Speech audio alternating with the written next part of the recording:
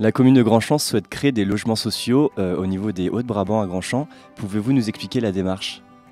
La démarche déjà, c'est de dire qu'on va reconstruire des logements sociaux dans cette commune. On n'en a pas construit depuis une quinzaine d'années. Les derniers qui ont été inaugurés rue Victor Hugo, je crois que ça date de 2001. Il est temps qu'on se remette à travailler l'offre, en tout cas la forte demande de logements qu'on a sur cette commune. Et donc on a passé un accord avec Bretagne Sud Habitat pour construire ces 14 logements qu'on va appeler Hauts-de-Brabant parce que ça se situe dans le quartier de Van Gogh. Alors le projet des Hauts-de-Brabant, c'est un projet qui se compose de deux parties, une partie locative avec 10 logements et une partie qui est destinée à l'accession à la propriété au travers de 4 maisons. 4 maisons type 4, donc avec 3 chambres d'environ 100 mètres carrés sur des terrains, des parcelles de 220 à 250 mètres carrés. Pouvez-vous nous détailler l'offre d'habitat de ces 14 logements situés au Haut-de-Brabant à Grandchamp? D'abord, c'est une offre diversifiée parce qu'on est dans une logique de répondre à la demande de logement, en gros un logement à tous les stades de la vie, quels que soient les moyens, quels que soient les besoins en termes de logement. Nous voulons, dans ces 14 logements, être capables de répondre à la multitude de types de demandes. On va répondre à des gens qui veulent des logements à mobilité réduite, on va répondre à des gens qui veulent des petits logements parce qu'ils s'installent. Ça peut être des jeunes couples sans enfants, mais aussi des couples avec des enfants. Et puis surtout, on va répondre à une volonté d'accession à la propriété pour un certain nombre de personnes avec 4 des logements qui seront en PSLA, qui permettront de faire de la location-accession. Alors la location-accession, c'est un procédé d'accession sécurisé, c'est un achat différé. C'est-à-dire que pour nos acquéreurs, pendant une période d'1 an ou 2, ils vont être locataires de leur logement et ça va leur permettre de s'assurer qu'en termes financiers, ils sont à même de rembourser les mensualités que demain ils devront à la banque. C'est un procédé qui en plus leur permet d'avoir des avantages fiscaux puisqu'il y a une exonération de taxes foncières pendant 15 ans et un certain nombre de garanties, notamment des garanties de rachat.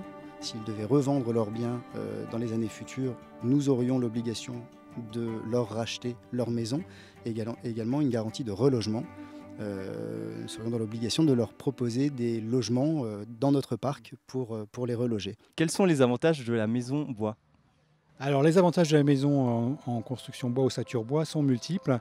Le premier, je dirais, c'est la thermique, puisqu'on a de l'isolant dans l'épaisseur de la structure, la structure faisant entre 145 et 195 mm.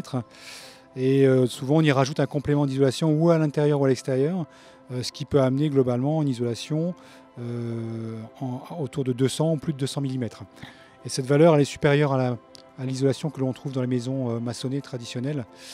Et donc là, on a déjà quelque part une enveloppe plus confortable et qui génère des économies d'énergie. Ensuite, on a aussi un confort d'hygrométrie, puisque le bois régule mieux l'hygrométrie de la maison que la maçonnerie. C'est un confort qui n'est pas mesuré par des valeurs normatives, mais en tout cas, c'est quelque chose que ressentent souvent les propriétaires des maisons bois, et puis un peu un confort aussi acoustique lié à ce côté un petit peu absorbant du bois. Quelle technique utilisez-vous pour la fabrication et la construction des maisons en bois? Alors en France, la technique la plus utilisée, c'est l'ossature bois. Ça consiste à créer des murs avec des montants de bois tous les 60 cm. Ces murs sont porteurs et contreventants et on a dans l'épaisseur de ces murs l'isolation. Alors chez IC Bois, on utilise vraiment une technique de préfabrication qu'on pousse au maximum de manière à réaliser le plus possible de la structure en atelier dans des bonnes conditions de travail et de sécurité. Et donc on est amené à produire des murs dans lesquels on a là à la fois bien entendu la structure mais aussi l'isolant, le frein vapeur, le pare-pluie, le bardage et souvent la menuiserie, donc des murs qui sont réalisés à peu près à 80%. On va aussi préfabriquer les planchers et éventuellement les caissons de toiture et la charpente. Donc on arrive à avoir un niveau de préfabrication chez ces bois de l'ordre de 80%, donc ce qui permet de faire un ouvrage de qualité et avoir des conditions de travail intéressantes et des temps de pause qui sont réduits puisque pour poser une maison il faut environ un petit peu moins d'une semaine avec des conditions de travail qui sont meilleures et des engins de levage qui permettent de réaliser ça dans de bonnes conditions. Et on réduit donc le temps d'intervention, les nuisances et les déchets. Et pourquoi s'installer à Grandchamp? J'ai envie de dire pourquoi pas, mais plus précisément, pourquoi s'installer à Grandchamp? Parce que je pense que c'est une commune où il fait bon vivre, c'est une commune idéale pour des familles par exemple. On y trouve tout au niveau des écoles, au niveau de la petite enfance, au niveau des services, puisqu'on a à peu près tous les services qu'il faut, entre médecins, kinés, dentistes, infirmières, etc. etc. Mais c'est aussi une commune qui a une vraie dynamique associative. On a eu le forum des associations il y a quelques jours. On compte à peu près 90 associations dans la commune.